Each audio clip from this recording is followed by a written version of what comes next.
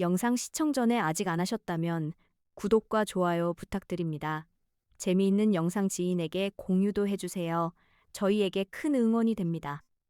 오늘 들려드릴 이야기는 구한말 한양도성 아래 마포나루터에서 맨주먹 하나로 시작해 조선 팔도의 이름을 떨친 거상 김덕만의 이야기입니다. 단순히 물건을 많이 팔아서가 아니라 남들이 보지 못하는 흐름을 읽고 우직하게 때를 기다릴 줄 알았던 그의 지혜와 끈기를 통해 잠시나마 즐거운 시간이 되시기를 바랍니다. 이야기의 시작은 지금으로부터 100여 년 전 찬바람이 쌩쌩 불던 마포 나루의 어느 허름한 뱃머리에서 시작됩니다. 당시 마포는 전국의 배들이 드나들며 새우젓이며 소금 생선을 부려놓던 그야말로 물류의 중심지였습니다. 그곳에는 하루 벌어 하루를 사는 지객꾼들이 넘쳐났는데 그 틈바구니에 이제 갓 20살이 된 덕만이 있었습니다.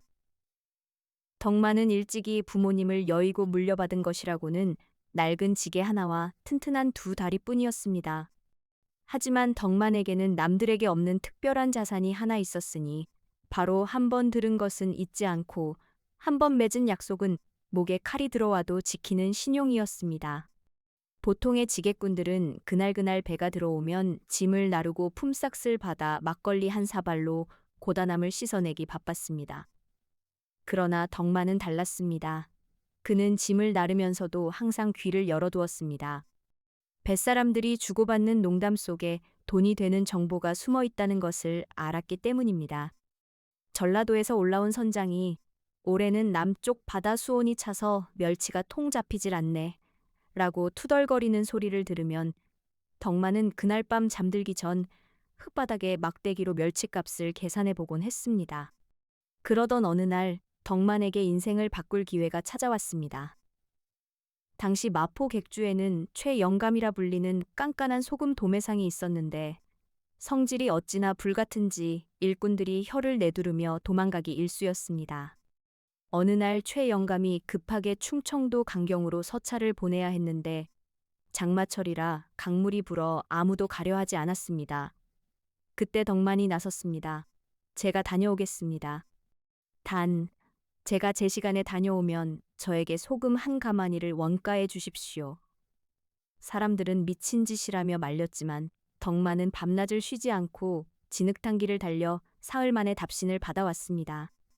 흠뻑 젖은 채 돌아온 덕만을 보고 최영감은 약속대로 소금 한 가마니를 내주며 혀를 찼습니다. 독한 놈, 이 빗속을 뚫고 오다니. 내 너를 눈여겨보마. 덕만은 그 소금 한 가마니를 팔지 않았습니다. 대신 그는 곰곰이 생각했습니다. 소금은 썩지 않는다. 그리고 사람은 소금 없이는 살 수 없다. 그는 품삯을 아껴 소금을 조금씩 사 모으기 시작했습니다. 다른 이들이 돈이 생기면 고기를 사 먹을 때 덕만은 소금을 사서 비가 새지 않는 항아리에 차곡차곡 모았습니다. 사람들은 그를 소금 미치광이라고 불렀습니다.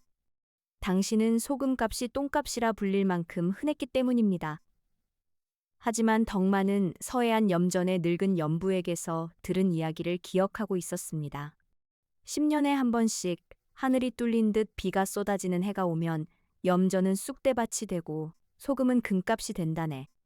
덕만은 하늘을 관찰했습니다. 개미가 줄지어 이동하고 저녁 노을이 유난히 붉으며 무릎이 쑤시는 날이 계속되자 그는 직감했습니다. 올해다. 올여름은 큰 비가 온다. 그는 가지고 있던 전 재산을 털고 심지어 최영감에게 신용을 담보로 빚까지 내어 시중에 소금을 사들이기 시작했습니다. 주변 상인들은 덕만이 드디어 미쳤다며 손가락질을 했습니다. 멀쩡한 날씨에 소금을 사재기하다니 곧 망해서 나앉겠구먼. 하지만 보름 뒤 거짓말처럼 하늘이 어두워지더니 굵은 빗방울이 떨어지기 시작했습니다. 하루 이틀로 끝날 비가 아니었습니다. 장마는 한 달 넘게 이어졌고 서해안 염전들은 모조리 물에 잠겨 소금 생산이 완전히 중단되었습니다. 전국에서 소금이 동나기 시작했습니다. 김치는커녕 국간도 맞추기 힘든 상황이 되자 소금값은 부르는 게 값이 되었습니다. 사람들은 아우성을 쳤고 상인들은 발을 동동 구르며 소금을 구하러 다녔습니다. 그때 덕만이 창고문을 열었습니다. 사람들은 덕만이 소금값을 10배, 20배로 올려 폭리를 취할 것이라 생각했습니다. 그러나 덕만은 시장의 상인들을 모아놓고 이렇게 말했습니다. 나는 장사꾼이지 도둑이 아닙니다. 지금 소금값이 금값이 되었으나 나는 시중 가격의 절반만 받겠습니다. 대신 조건이 있습니다. 나중에 내가 어떤 물건을 가져오든 내 물건을 가장 먼저 받아주십시오. 상인들은 깜짝 놀랐습니다. 눈앞에 엄청난 이익을 포기하고 미래의 신용을 선택한 덕만의 결정에 최 영감마저 무릎을 쳤습니다. 저놈은 보통 내기가 아니다. 난 놈이다.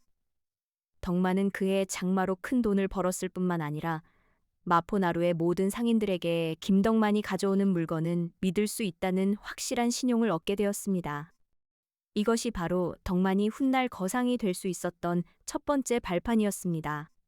그 후 덕만은 소금으로 번 돈을 허투루 쓰지 않았습니다. 그는 이제 눈을 보관해서 유통으로 돌렸습니다.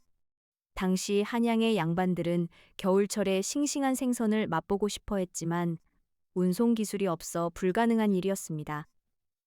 덕만은 겨울철 한강이 꽁꽁 얼어붙는 것을 보고 무릎을 쳤습니다. 그는 겨울에 한강의 얼음을 잘라 깊은 토굴 속에 저장하는 빙고 사업에 투자했습니다. 그리고 여름이 되면 그 얼음을 꺼내 생선을 상자 사이에 채워 넣었습니다. 남들이 썩은 생선을 헐값에 넘길 때 덕만은 얼음 덕분에 싱싱함을 유지한 생선을 양반가와 궁궐에 납품했습니다. 당연히 가격은 3배, 4배를 받을 수 있었습니다. 하지만 덕만은 여기서 멈추지 않았습니다.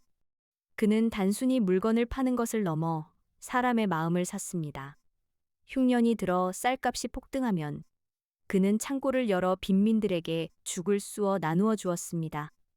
누군가가 아깝지 않느냐고 물으면 덕만은 껄껄 웃으며 이렇게 답했습니다.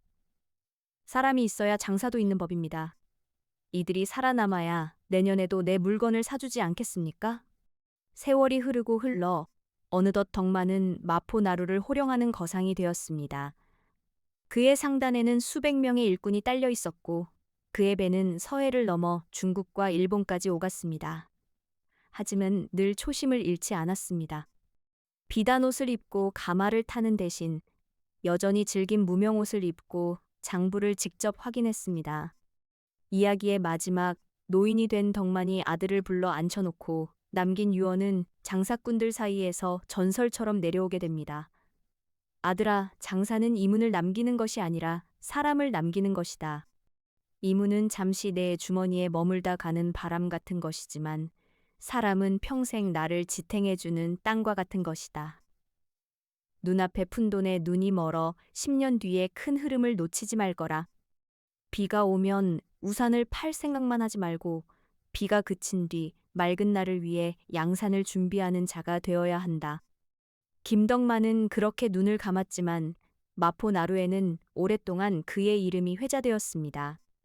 그가 닦아놓은 신용의 길 위에서 수많은 상인들이 꿈을 키웠고 그가 베푼 쌀을 먹고 자란 아이들이 또 다른 거상이 되어 조선의 상권을 지켰습니다. 여러분, 오늘 들려드린 김덕만의 이야기는 단순한 옛날 이야기가 아닙니다. 묵묵히 자신의 자리를 지키며 성실함과 지혜로 위기를 기회로 바꾼 우리네 아버지들의 모습이자 여러분들께서 살아오신 치열했던 삶의 모습이기도 할 것입니다. 비록 세상이 변하고 모든 것이 빨라진 요즘이지만 김덕만이 보여준 기다림의 미학과 사람을 귀하게 여기는 마음은 여전히 우리에게 큰 울림을 줍니다. 부디 오늘 밤 이 이야기가 여러분의 마음속에 따뜻한 위로와 즐거움으로 남기를 바랍니다. 긴 이야기 들어주셔서 감사합니다.